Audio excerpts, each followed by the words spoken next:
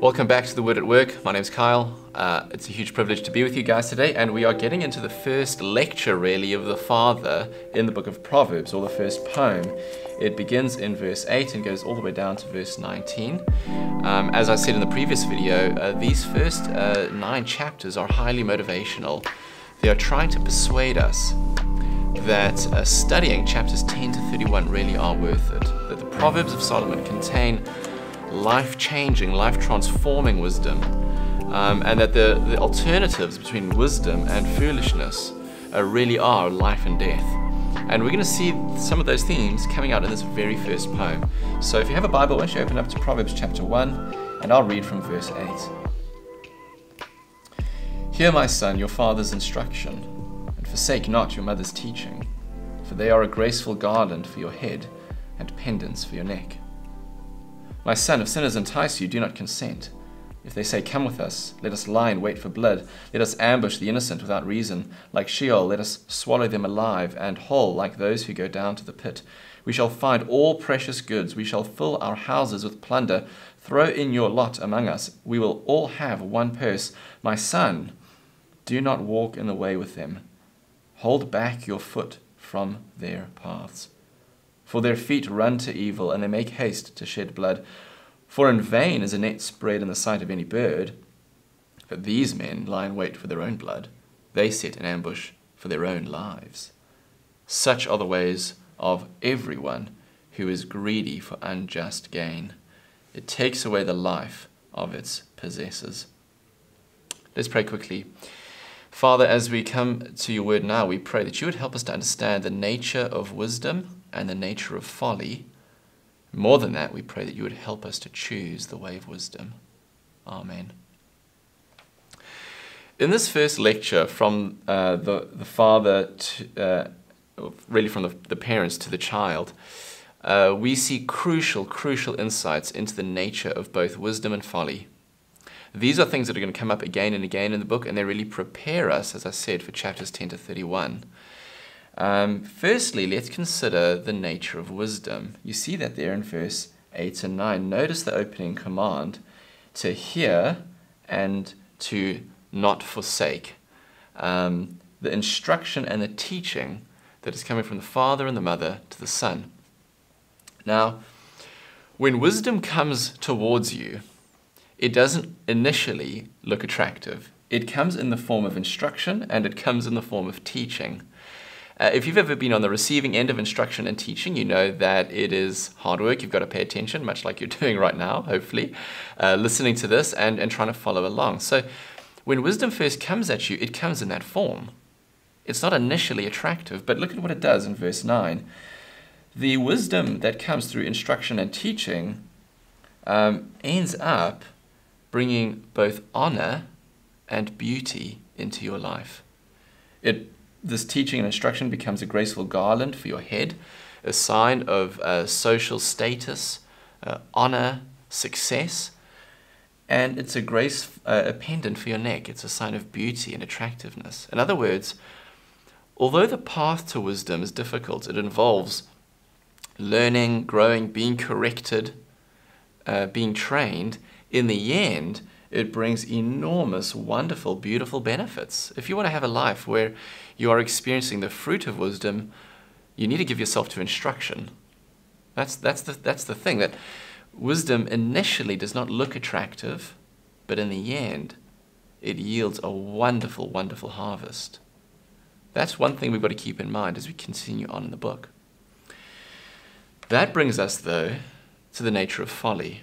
And here's the thing. Wisdom doesn't initially look attractive, but in the end has a wonderful harvest.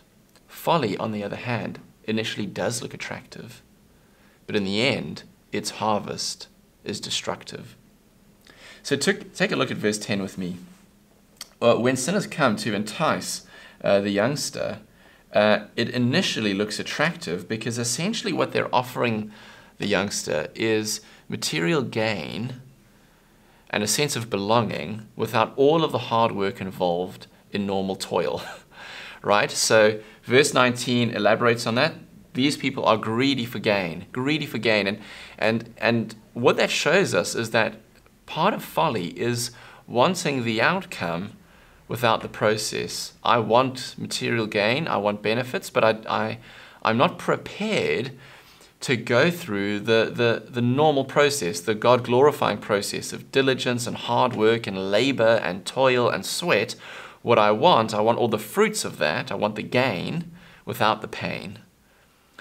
And not only am I offered material gain, there's also a sense of solidarity and community that is in this invitation given to the Son. There is a sense of teamwork. There's a sense that, hey, this is a really attractive offer. I'm gonna get social approval. I'm gonna get material advantage. I'm gonna throw my lot in with this group, and together we're gonna prosper.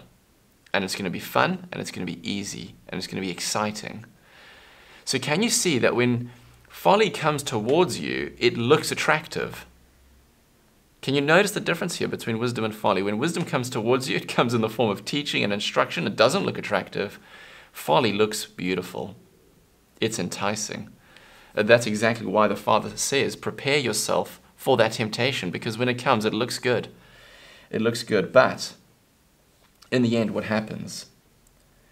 It has a boomerang effect. And this is something that's profoundly true of all kinds of folly. What do I mean by a boomerang effect? Well, if you know a boomerang, it's something you throw out away from yourself. You throw it out into the world, but it curves and eventually comes back to you.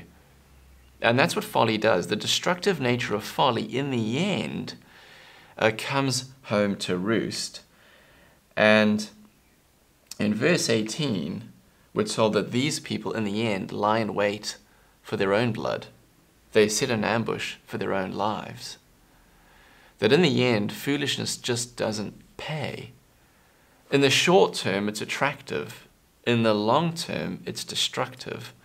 And there's a very graphic image in verse 17 that highlights the utter folly of sinfulness. He says, you could never lay a trap for a bird in front of the bird. Even the bird would recognize it's a trap. But what these people do is they lay a trap for their own lives, themselves, and then they fall into the trap.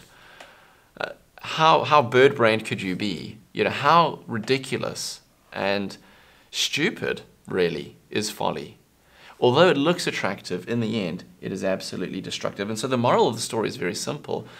Those who are greedy for unjust gain fall into this temptation, and it looks easy, it looks attractive, it looks enticing. In the end, it reaps a bitter reward. And there are two big themes that will come up again and again in the first 9 chapters.